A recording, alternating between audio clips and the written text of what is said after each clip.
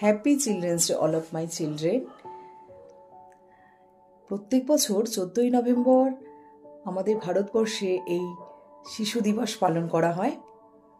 আমাদের দেশের প্রথম প্রধানমন্ত্রী জওহরলাল নেহরুর জন্মদিন উপলক্ষে এই শিশু দিবস পালন করা হয়। তিনি শিশুদের প্রতি এতটাই যত্নবান ছিলেন এবং এতটাই ভালোবাসতেন, তিনি মনে করতেন যে শিশুদেরকে যদি সুন্দরভাবে গড়ে তোলা যায় তাহলে তারাই হবে আমাদের দেশের ভবিষ্যৎ। তাই এই চিলড্রেন ডের উদ্দেশ্যই হলো যে শিশুদের প্রতি যত্নবান, শিশুদের শিক্ষা, শিশুদের অধিকারকে প্রাধান্য দিয়ে শিশুদেরকে সুন্দরভাবে মানুষ করা।